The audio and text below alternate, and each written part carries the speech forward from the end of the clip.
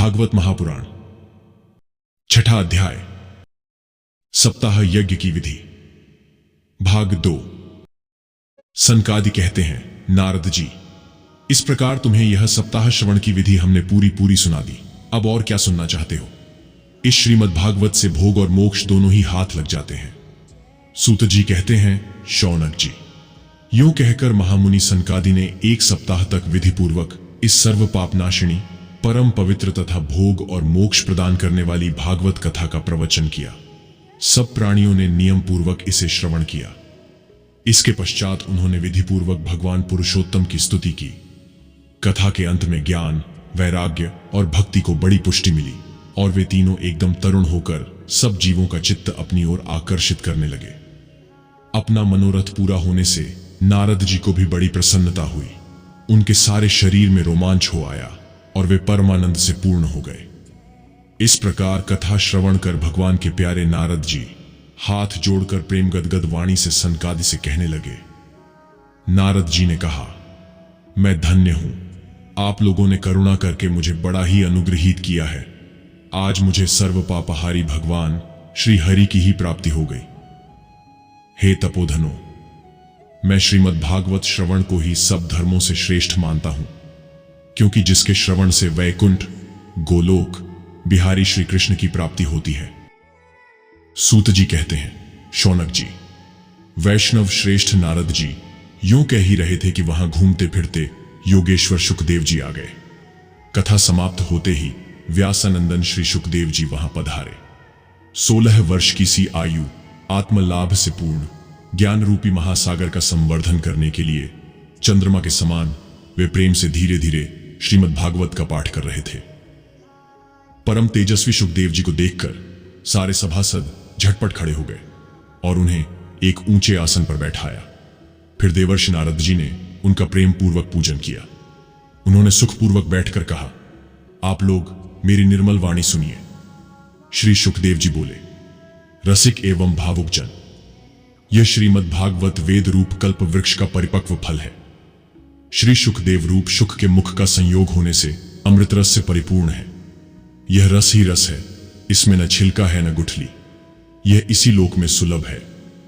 जब तक शरीर में चेतना रहे तब तक आप लोग बार बार इसका पान करें।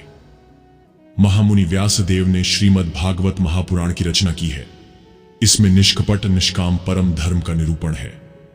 इसमें शुद्ध अंतकरण, सत्पुरुषों के जानने योग्य कल्याणकारी वास्तविक वस्तु का वर्णन है, जिससे तीनों तापों की शांति होती है।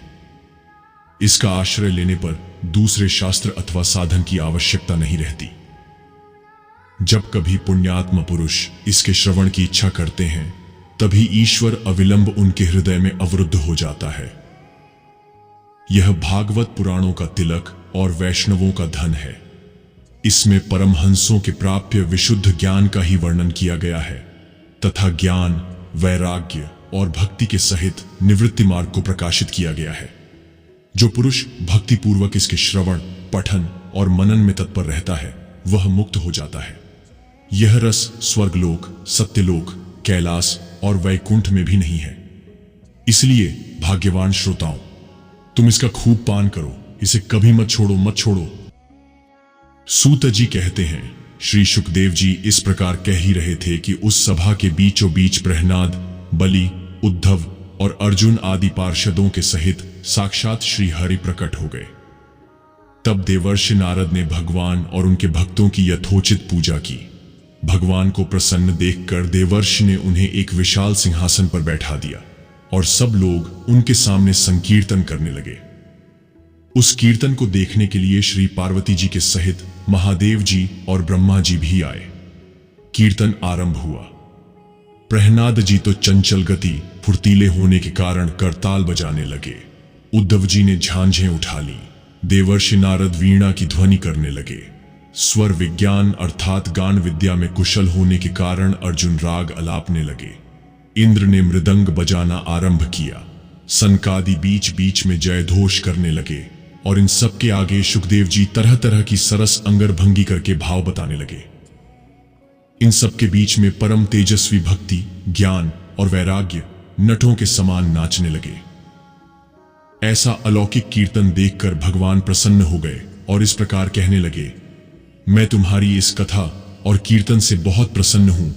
तुम्हारे भक्तिभाव ने इस समय मुझे अपने वश में कर लिया है, अतः तुम लोग मुझसे वर मांगो।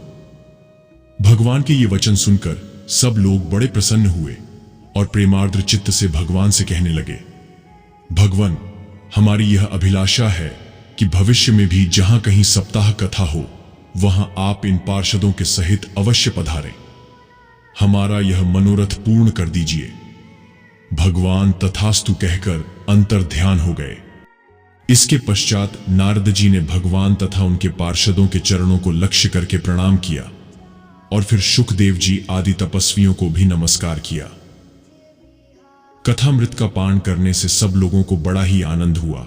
उनका सारा मोह नष्ट हो गया। फिर वे सब लोग अपने अपने स्थानों को चले गए। उस समय शुकदेव जी ने भक्ति को उसके पुत्रों सहित अपने शास्त्र में स्थापित कर दिया।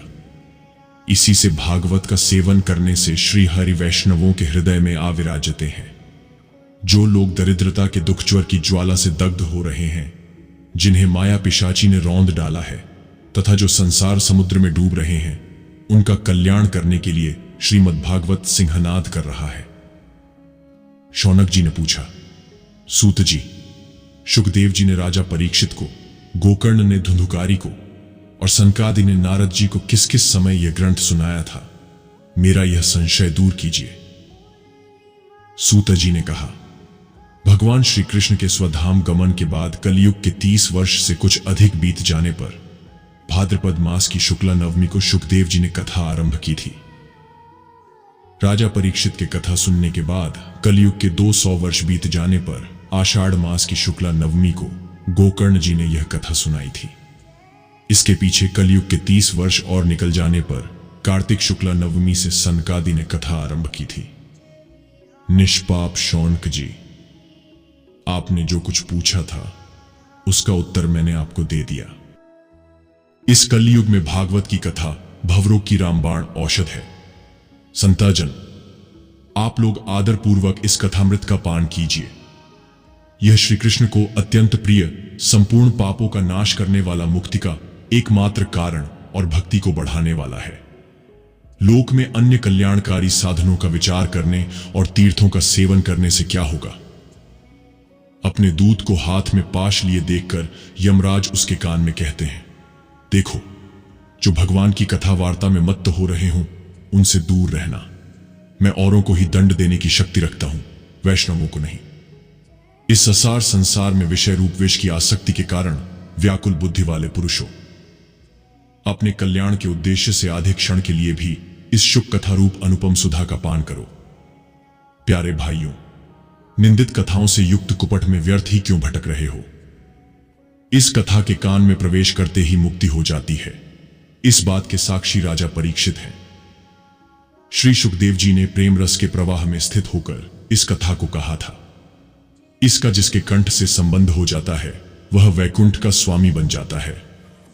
शौनक जी, मैंने अनेक शास्त्रों को देखकर आपको यह परम गोप्य रहस्य अभी अभी सुनाया है। सब शास्त्रों के सिद्धांतों का यही निचोड़ है। संसार में इस शुक शास्त्र से अधिक पवित्र और कोई वस्तु नहीं है। अतः आप लोग परमानंद की प्राप्ति के लिए इस द्वादश स्कंध रूप रस का पान करें। जो पुरुष नियम पूर्वक इस कथा का भक्तिभाव से श्रवण करता है और जो शुद्धांतःकरण भगवत भक्तों के सामने इसे सुनाता है, वे दोनों ही विधि का पूरा पूरा पालन करने के कारण इसका यथार्थ फल पाते हैं। उनके लिए त्रिलोकी में कुछ भी असाध्य नहीं रह जाता। इति श्री पद्य पुराणे उत्तरखंडे श्रीमद् भागवत महात्म्ये श्रवण विधि कथनम नाम षष्ठोऽध्यायः। श्री कृष्णार्पणमस्तु। ओम शांति विश्वम।